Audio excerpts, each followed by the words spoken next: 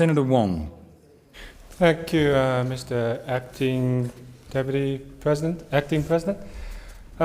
Proposals for a national integrity or anti-corruption agency in Australia date back to the 1980s. Efforts that have quietly been repeatedly rejected by the party political duopoly that runs this country.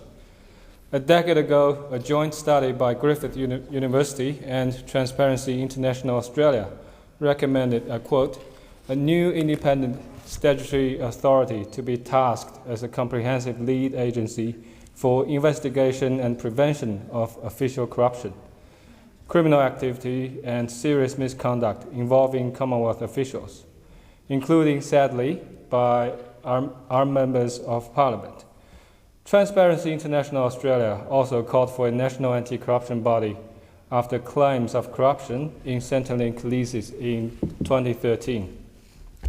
The government itself has also spent the past few years talking about the need for a corruption watchdog, and I acknowledge members of all political parties who have advocated publicly or privately for such an agency.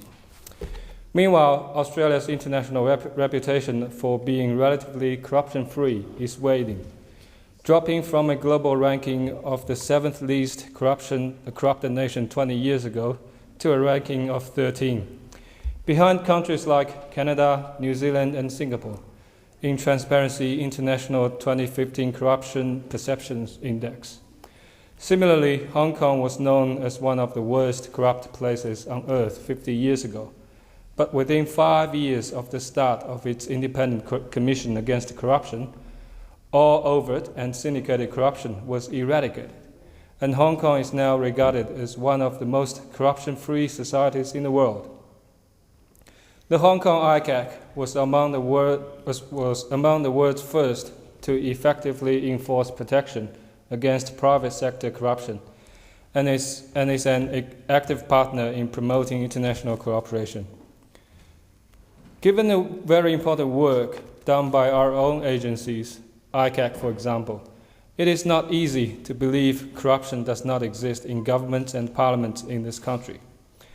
And add this to an era in which we're corporatizing all of our government institutions, and there is overwhelming evidence at hand to show that now is the time for bipartisan support for a national integrity watchdog. Domestic experience and international best practice models have shown that political leaders must forge broad political coalitions that can endure organized opposition if they hope to prevent systematic corruption. As such, I call on the government and the opposition to reflect the will of the wider Australian public. Thank you, Senator Wang. Your time's expired.